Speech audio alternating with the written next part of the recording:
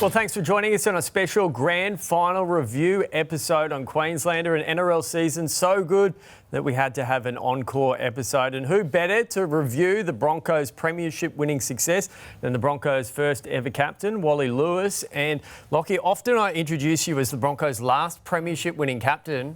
No longer anymore. Like, I get the sense that 2006 team is just so happy for this current crop to enjoy it. Yeah, the drought's over. Yeah. We've had very close calls since 2006. Obviously, 2015, 2023, we were so agonisingly close. But to see this group do it this year and considering what they've done in the last month, it was special for a lot of reasons. Yeah, and you were there in the crowd. Well, what was it like? The crowd was really pro-Broncos. It was almost 80% Broncos fans. Yeah, I don't think I've been to too many games at the Broncos when they've certainly been away from home where they've been the crowd favourites. The crowd did not like Melbourne. Yeah. I don't think they ever have and they ever will. So to see the support that the Brisbane Broncos received was quite extraordinary. And I think it certainly did inspire the players and push them on to bigger and better things more as the game progressed. Yeah, I never thought I'd see the day as a Queenslander having a game at a core stadium where the crowd is on their side. Just being in Sydney reporting during the week, essentially the locals kept saying to me, we hate you Queenslanders less than we hate the Victorians, so that's why we're on your side. Do you think that maybe even played a bit of a factor, having the crowd on their side? I think it played a factor against Penrith. Yep. And I think it did play a factor in the grand final. We were the sentimental favourites because we hadn't won for so long. Yeah. Melbourne, everyone's just used to them being in grand finals. Now, I know they'd lost the previous year as well, but the fans deserve some credit because they played their bit, particularly against Penrith at home that day, and then for what they did in the build-up to the grand final, but also their presence and their voice on the night of the game. Yeah, well, it's interesting. The Broncos fans in the crowd who I spoke to were giving it to me for different reasons. They had a mixed reaction because on this show I tipped against them. So they were giving it to me for not supporting them. But the other Broncos fans were saying, thanks for not putting the mocker on us. Thanks for not jinxing us. So it was a 50-50 response from that I got for all the Broncos fans down there in Sydney. But it was interesting hearing Madge talk the other day, Locky. He said in that Penrith game, so a lot of the home games towards the back end of the year, Alex Glenn was on the microphone trying to gee up the crowd. And at one point he sent a message down to Tomo, his football manager. He said, tell Alex Glenn to get up and about to gee up the crowd.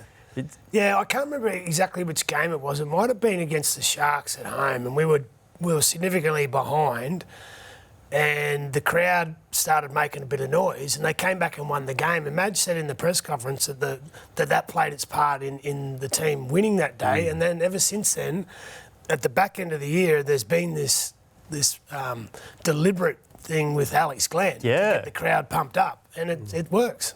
Yeah, and you could see how much it meant to him as well too. Like, went through some of the tough times at the Broncos. They unfortunately collected a wooden spoon. But yeah, Alex Glenn, the old boys, Sam Thaiday, they were just so excited to see this current team enjoy success. Not too many times, though, just to be repetitive, that the Broncos have been favourites, particularly when they play in Sydney.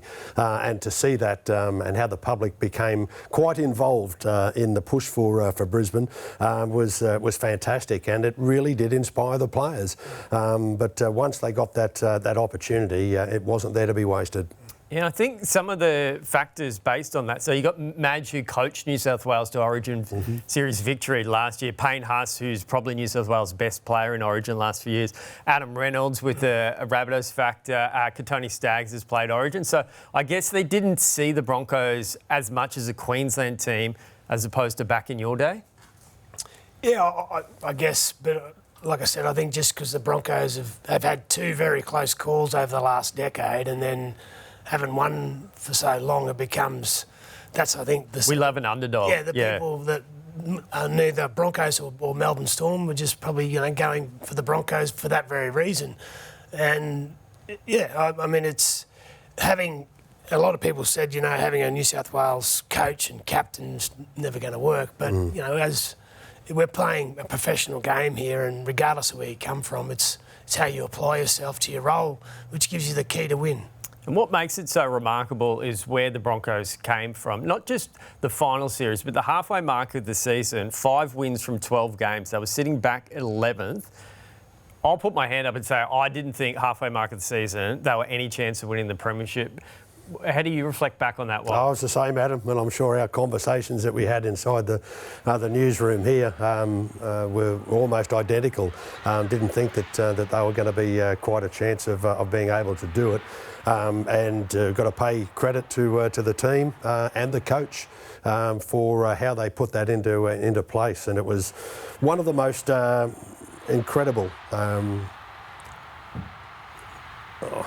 performances, I suppose, from a Brisbane side. But how they repaired any problems that they had in their game was something quite remarkable. Obviously, Madge worked very closely to the team and a couple of individuals, and he certainly asked them to do a job, and it was performed for him.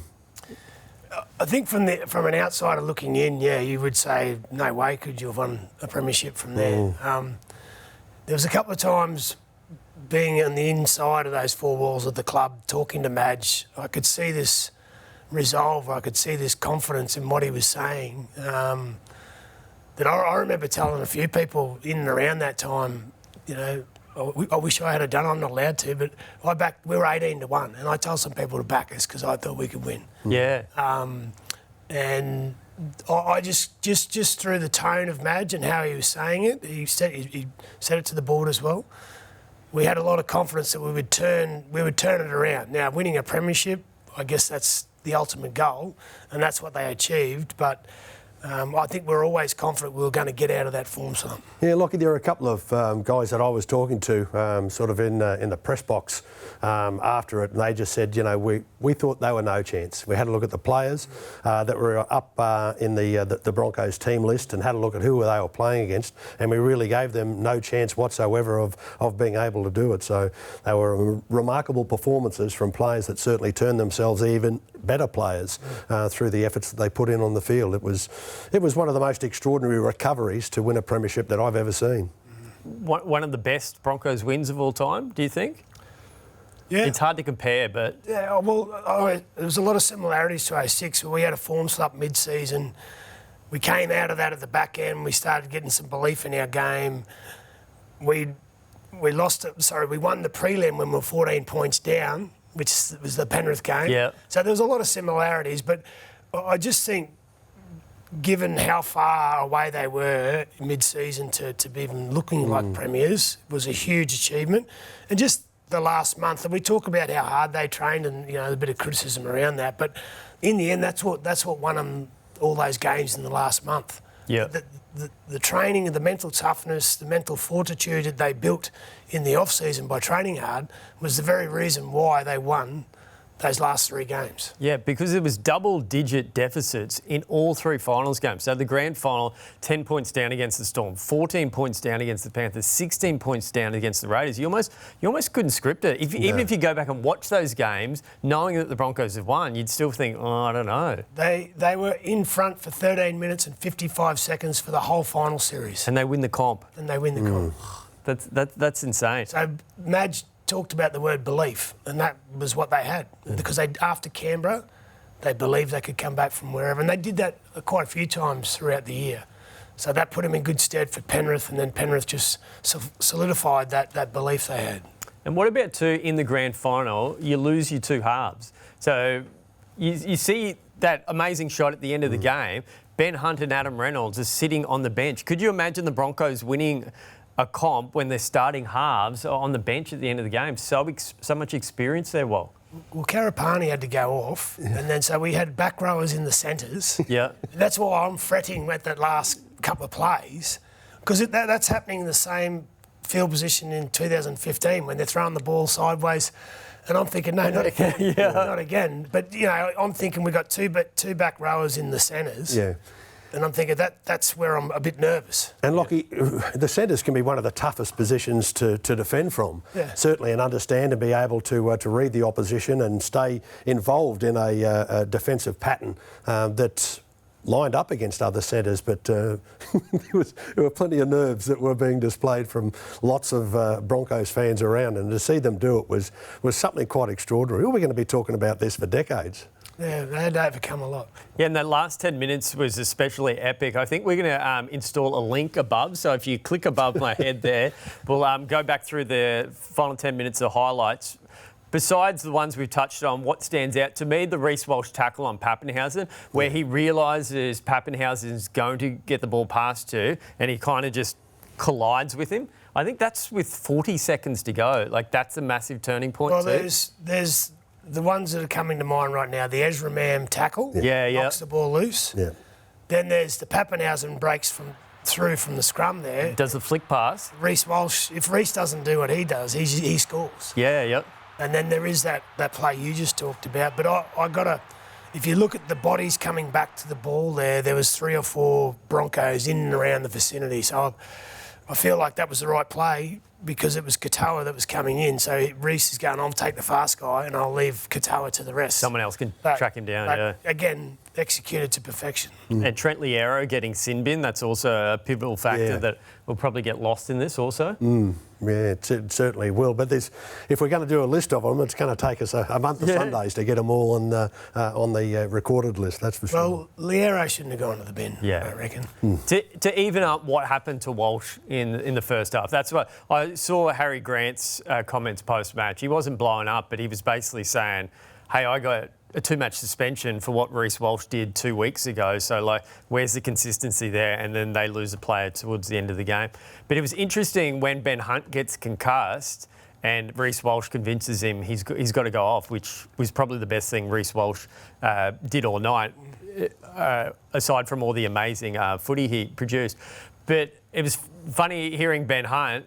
He said, what did you say to him? He goes, you need to look after the kicking game. You and Ezra have got to look after the kicking game. So even being knocked out like that, Ben Hunt is just so on the ball, helping out. Yeah, well, this was his second and maybe only opportunity to bury some demons. So I'm sure even though, because he was pretty badly concussed. Yeah. For him to, I think that it meant everything to him to close that game out. Yeah, it was an extraordinary performance, and you're right, Locky. He wasn't going to waste the what could be the last opportunity. A wonderful performance. Yeah, he's now played 355 NRL games, exactly the same amount as you, Locky. And he said the other day his first ever NRL try, you gave him the try assist 2009, I think he was saying. That was his debut, Yeah. Imagine, take your memory back to then and then think in 2025 this kid's going to win a premiership. Oh, and when he left the Broncos to go to the Dragons on a 7-year deal, I think it was. Who would have thought he'd come back and exactly 10 years to the day, really, to just rectify something, which is also good for him and the family. And he was almost the missing piece of the premiership puzzle. So you look at that team from 2023, there weren't a lot of massive changes, and then Hunt comes in. He's almost that Mr. Fix-It role was just so helpful. Does he play at 6? Can he fill in at 7? Does he do a bit of hooker? Oh, yeah. I think without Ben Hunt, they don't win this year because, they needed Ben to fill in for Adam. They needed Ben to go into hooker, fill in for Ezra. So the list goes on. Yeah, the ultimate utility. A wonderful performance, and we're going to be talking about this for years to come. And one player who deserves a rap, who's not a player rather, he's a coach, Michael Maguire. It was a difficult decision last year, Locky, to oust Kevy Walters. The noise kept coming for a big chunk of the season. But how good of coach has Madge been in what's been rather difficult circumstances? Oh, look, he's a different type of coach to Kev. So it was a different approach completely, he's had success. He went over to the Super League, won at Wigan. Was it Wigan? Yeah, it was Wigan. Yeah. And then he came back to South and pretty much immediate success there. And then obviously things fell away there at the Rabbitohs. But it just, I guess when he got himself back into a role with the Kiwis, knocked off Australia and then New South Wales. So he put some runs on the board in the last few years, and then obviously instant success here at the Broncos. So, you know, as I said, he comes with a hard edge. He's all about standards and discipline, and that makes a big difference to your culture. Yeah. Yeah, he's had some wonderful achievements, and there are probably, you're right, Locky, there are probably a lot of people too being very critical of his efforts as a coach and his plans as a coach in the earlier days.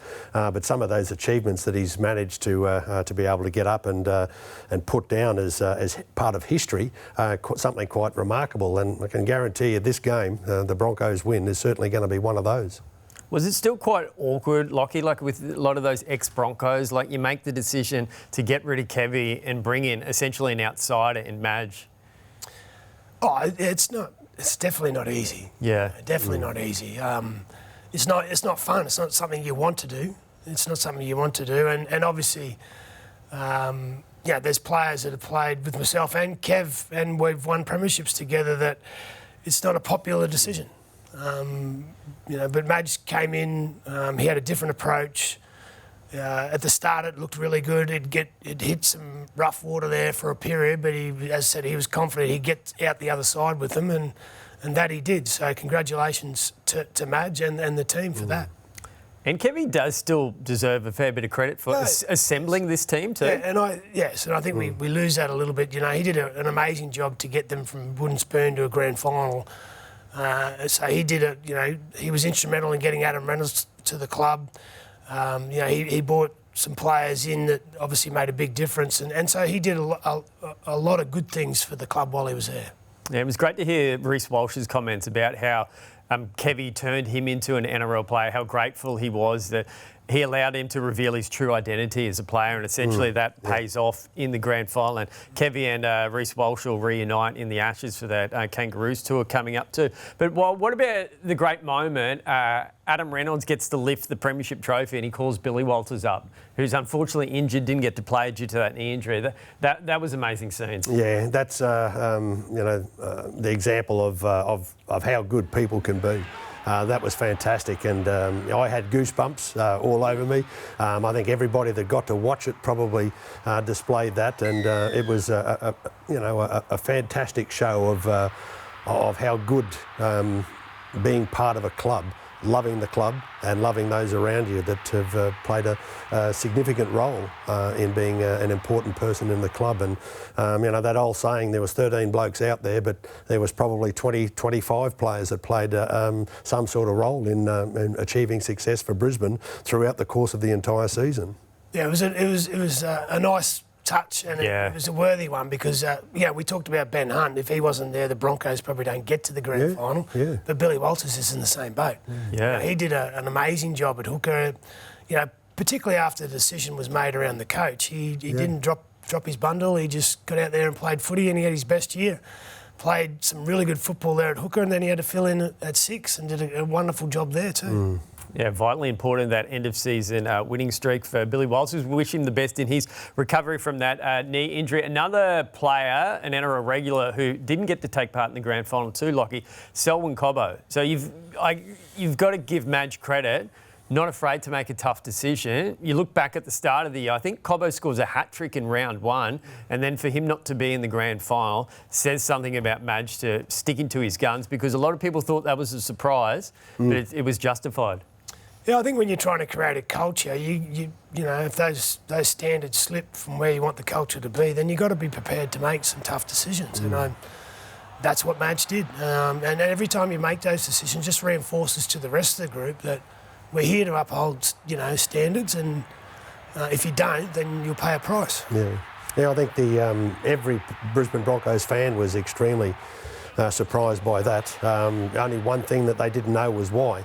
The coach understood it, probably Selwyn did as well, but making a call like that and being able to fulfil the position that he had was something quite remarkable, and it just went on to prove that sometimes in the coaching, huge calls are often required, and whilst they mightn't please everybody that's a supporter or even in the media, they do prove to be the correct ones on a whole number of occasions, and this was certainly one of those. Yeah, and it was the 11th grand final for Craig Bellamy. Do you think Madge outcoached him in that grand final? I don't think he outcoached him. I think the momentum the Broncos came in with, the belief on the back of their wins going into the grand final was, I always say that to win premierships, there's got to be a chemistry, and I think maybe the chemistry of the Broncos was just a little bit. I mean, we said it all year that there was just something a little bit missing from Melbourne. Yeah. They weren't just fully clicking, and I just felt the chemistry amongst the Broncos was what got them home in the end. And you're right, Locky. And going into that game, I think there was a whole pile of players in the Melbourne side that probably believed that they were the best side and they deserved to be the firm favourites. But on the other side of the coin, it was the Broncos who wanted to believe in themselves more and produce performances that were going to be, listed as the ones that were necessary for success in a grand final. And a fair bit of adversity they faced too. Jack Howarth going off injured, limited minutes for Alec McDonald too. So if you review that in the full context, and essentially the Broncos bench helped them, their configuration in the end with Ezra coming on and playing the role he did. But given the fact they go all the way to win the premiership, do you think the buy-in for the upcoming pre-season of hell for the Broncos is going to be even more, given that they've seen firsthand how difficult it was last year, the payoff it gets in the long run? It's incredible that we're already talking about next year. Yeah. I'll just celebrate the win first. Look, I reckon, knowing Madge, that he wants to. I think all coaches, they all want to win every year, but you've got to obviously manage when you come down from Everest, so to speak. And they obviously didn't manage that well after 23, and there'll be some lessons learnt from that. But I think Madge will be. I think that's the other thing for Madge too. When he won at South, he wasn't able to maintain that for a while. So that'll be probably a learning for him from that era as well. Yeah, I was interested to listen to one of the guys that I was involved in a conversation with, and he said, in the old days it used to be the 1, 6, 7 and 9. He said these days it's played an enormous role. He said we're all expecting the number one from Melbourne could be the man that gets up over the top, but certainly the players that went into involved, there was no circle on the restriction of the displays from Brisbane players. I thought it was one of the most wonderful team efforts that I'd ever seen from them. So many guys played the game of their life, and it was quite remarkable to be able to, difficult times when they lost some of the key players or the fitness of some of the key players, they still performed to the best of their ability. Well, with that in mind, there's a few unsung heroes that we're going to go through, and I'll mention them, and then guys, you pick out who's the unsung hero that stood out for you. So to me, Corey Pakes was actually nominated for the Broncos Best Forward Award alongside Payne Haas and Pat Carrigan.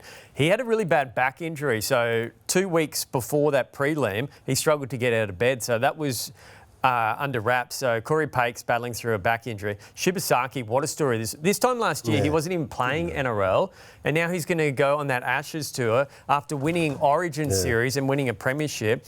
Josiah Karapani did a really good job filling in on the wing. I walked past him at the Brisbane CBD the other day. He was waiting for some family, and he's just sitting on the bench like he's having the time of his life with this massive smile on his face. So he's underrated. Kobe Hetherington was supposed to have knee surgery 10 weeks ago, so his meniscus is done in his knee. Wins a premiership almost 30 years to the day. Dad Jason won for the Bulldogs. Tyson Smoothie before he heads to the English Super League, the Mr. Fix-It. Xavier Willison gets rewarded with a Kiwi debut, coming back from that broken arm. Corey Jensen plays 25 games for the season in the front row. Dean Mariner had the most run metres of any player in the grand final. What about that tiptoe too on the try line? You don't want to go back and watch that. I thought he stood out. That would have been... Jeez, if he did, jeez, wow. And then just to wrap it up, Pat Carrigan, who missed the prelim final, more than made up for that, played 80 minutes, had the most tackles in the decider, and Tony Staggs too. I had a good chat with him post-match. You always see he has the wrist strapped and it says Nan on there. His late grandmother, who raised him down in Wellington in New South Wales, wanted to pay tribute to her and essentially saying he did it for her. So guys from that list, who's the unsung hero or unsung heroes that stands out in that premiership squad? That's a good list. There's too many, I've probably forgotten someone too. To jump in, Shibasaki. Yeah. I thought he was... I hadn't watched a whole lot of his play, without being rude. It was just looking to other guys, the key playmakers at different times throughout the course of the match. But to see his performances and the execution of his play in the game, I thought was terrific. But he was so consistent and be able to do that against the tough oppositions. I'll probably go the wingers. I thought they were exceptional. Yeah. They just got better as the year went on. You know, one had to come in and fill in for Selwyn. Yeah. The other one got in front of Jesse Arthurs. Yeah. Right, but their games, they were exceptional all the way up into the grand final. And they performed well in the grand final. As you said, Mariner, I thought he was, probably the pick. Yeah. And Jordan Ricky deserves a shout out too. Really good with that kick pressure that he had in 2023. He had a bit of a lull period last year, but well and truly come back. Something in wearing that headgear for Jordan Ricky is... Adam, I reckon that it'll be tough though for the coach if you sat down and said you can only pick a 13 we're going to be playing next. What's your 13? He'd be going... I can't do that. That's too tough. There's all of these guys are going to be in it. We'll have some on the bench, but who the guys on the bench were and who those that certainly deserve selection in the run-on side, that'd be one of the toughest calls of all. And remiss of us not to mention Payne Haas. So they had their awards night at the Broncos a couple of days ago. You guys were both there, but Locky, he wins the Paul Morgan medal as their player of the year for the 6th time. Like, you were there when Alfie won for the 5th time. How mind-blowing is it that someone's eclipsed Alfie? Yeah, it's incredible. And there were so many good stories. We obviously talk about the Ben Hunt. I remember seeing him after on the field after the full-time siren. Obviously, you think Ben Hunt.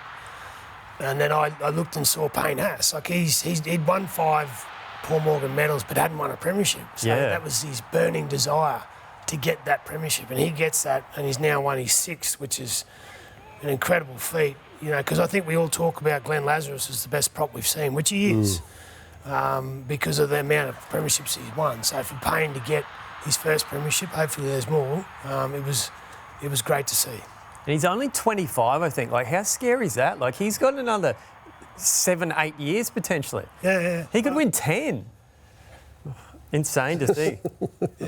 And we've also got to touch on the man of the moment, Reece Walsh, Reece Lightning, striking the Storm in the grand final. Where did we begin? Like, I struggle to recall a better individual performance in a grand final. I can't remember one. Yeah. I probably started watching the grand finals in the late 80s, but nothing I can think of comes close. And I don't reckon we'll see one like that again. Yeah, I agree, Locky. And the only thing I said to Madge, whatever your words were to your fullback, they were working. Either that or it was a threat, and he smiled and he said, well, it might have been the latter. But that was something else. And if you ask plenty of people, did you think, or did they think that Reece was that good? I think plenty of people would have said, well, we knew he was good, but not quite that good. Exactly, yeah. He played... The difference on the night, you could tell, obviously it meant so much to him, but he played tough. Yeah. Like, he put his body on the line in defence and in attack, and he still had the flashiness with the passing and the running, but he put his body on the line. Yeah, it was just so mesmerising all night. Like, you just couldn't take your eyes off him. Even that try he scored, it was like watching a video game of, like, you click power boost and he just, like, weaves his way through, and the poor old Melbourne Storm defenders collide into the post. But it was funny post-match too, hearing Craig Bellamy saying, could you have done anything differently with your game plan? He goes, well, we could have tackled him. that could have been a complete difference. But Bellamy also alluded to the fact, like you touched on there, Locky, we get so absorbed with his speed and his skill, but his strength and his power at the line to bust through defenders and almost create that extra pass is vastly underrated, because we look at him, we see him, he's so small, but he's actually quite powerful. Well, speed, especially if you've got speed off the mark, means you're powerful, you're strong. So but he goes into the contact at 100 miles an hour and they bounce off him because of how quick he goes into the collision. And again, that's putting his body on the line even when he's got the ball. That night in particular, he was just a man on a mission. And it seemed the moment it all changed, turned around, was when he gets sin-binned in Canberra, week 1 of the finals. What do you think happens in that 10 minutes? Because he was almost untouchable after that, the entire final series. Yeah, he felt like there was a little bit of an IOU there to the coach and to his teammates. And he knew that he had to display his best to repay them. But yeah, to have that as a learning curve is not quite the one that you want to have. But if you do have them and you get the same results, well, you never regret it ever. So that was something. He's going to have a challenge in front of him now, though, which I'm sure that he'll feel every game that he plays from now on. The coach is certainly going to be saying, you know what I expect from you. You've produced it at the grand final. You've got to be able to produce it every club game from here on in. It's used to watch Locky do it. It's called flicking the switch. Yeah. Every player's got one. But that time that he got put in the bin at Canberra, he flicked a switch. And he flicked the switch before he got on the field of the grand final. Because that was incredible from start, first minute to the 80th. Yeah, so many pivotal moments for the Broncos in the run-up to their premiership success. I was talking to Benny Tier, one of the assistant coaches. He identified that Dolphins game. Remember the Dolphins played the Broncos the back end of the season and they were essentially neck and neck vying for that final spot, and the Broncos go like that and the Dolphins fade away. But also, if you go back and watch the second last round of the regular season for the Reece Walsh show to begin, they're playing the Cowboys up in Townsville. They fall behind just before half-time, and in the space of 2 minutes, Reece Walsh sets up 2 amazing tries. They go on to win that game, which seals a spot in the top 4. So, you'll be able to see those highlights back on 9 Now, but if you go back and watch that, that's the early beginnings of how Reece Walsh kick-started their back end of the season. But, yeah. Well, you know, we go back to the GF. He was involved in every try bar one. Yeah. And he saved 3 or 4. Yeah. You could really tell that first try he sets up for Mariner, like, this bloke's on tonight. Yeah. He's definitely shown up. Oh, he was hungry. He was hungry. What about the combination with Madge? It almost seems an odd couple. The old, intense coach with the young, flamboyant fullback. Well, I think Reece needs Madge. Madge needs Reece. Yeah. They need a bit of... It's sort of a bit of a combination that if you can get it right, works. Yeah. Yeah, and I think it'll work to Brisbane's benefit over the next few years, certainly the time that they're working together. But you're right, Locky, they do need each other. There are times where I'm sure Reece will be just a little bit tired or not quite producing his best in the game, and the coach is going to let fly. I know you're capable of doing it. Don't hold back, and certainly he'll be there as a player trying to inspire the coach, who will be coming up with some good decisions. I was surprised how relaxed Madge was in the lead up to it. So the more the season went on, the less intense, I guess, towards the media he seemed, and ultimately had a rub-on effect to the players. Just seeing him a couple of days beforehand in Sydney, even his press conference the day before the game, does that have a flow-on effect? If you see your coach, you're like, he doesn't seem that stressed, it's just a normal game kind of thing? I think he was always confident. Yeah. I could see the confidence in him, and it gave me confidence that we were going good chance of winning this. And I think he knew that they were ready for it. And look, I think Wayne Bennett always used to do the grand final week well. He used to just relax. It's not so much what you do grand final, it's how you manage it to a certain degree. And having all the work's done. You just got to not play your game before Sunday, and so you need to sort of train when you train, but then when you're away from the game, you need to relax and switch off. Yeah, and act also as a coach for those players that might be doing it a little bit tough, that feel the pressure a little more. And the great coaches, they manage to make a judgment on that pretty easily. And just finally too, on Reece Walsh, do you see an increased level of maturity in his game? Almost he matured 4 years in the space of 4 weeks. Yeah, look, I think when you win a grand final, yes, that creates maturity. It also creates expectation. Yeah. So it'll be, again, Reece is going on the Ashes tour. He's likely to be the starting Australian fullback, so he's going to have a great year. And obviously, when he comes back to earth and the season's finished, it'll be how he approaches next year. And you got to work extremely hard to win a grand final. So the next year, if you want to win another one, you're going to have to work extremely hard again. And the good coaches, they call on players to reproduce that form every single game they play. They've proven that they can do it. They know that they can perform at a certain level, and certainly that'll be required of him each and every match. Yeah, what an excellent selling point it'll be for the international game to expose Reece Walsh to an even bigger audience with those Ashes matches against England coming up. So, also, before we finally wrap it up, the NRLW team deserves a massive rap for the Broncos. Yep. That was a thrilling grand final. Yeah, well, I had to go in and interview Paddy Carrigan, so I missed the end. Because I was... Yeah, but, you know, Malay scored the try. She did graze the grass, I reckon. She scored twice. She got down twice, yeah. But no, great effort by the girls. To win, you know, 2 premierships in one day for the club was an extraordinary effort. And the girls were, you know, they beat the team that hadn't been beaten all year, so well done to them. Yeah, that was a wonderful performance. You know, for a lot of people that got the chance to watch it, they were saying that it was as good as the men's game. It was a wonderful performance, and certainly the individual performances were something, you know, quite extraordinary. Yeah, Tamika Upton, phenomenal too. She's the best player in the women's game. Yeah, and there's a big gap to second. Like she's such an athlete, and she put her part on the grand final early in the game, but Malay was obviously, she was the Karen Murphy medal winner, and she deserved that. And they're only going to get stronger too with Southwell coming from the Knights to partner Ali Brigginshaw in the half. So a lot of exciting times ahead for the Broncos, both men's and women's, and we'll have all your information across the off-season here in Wide World Sports. Thanks for joining us on Queenslander. We'll be back again in 2026.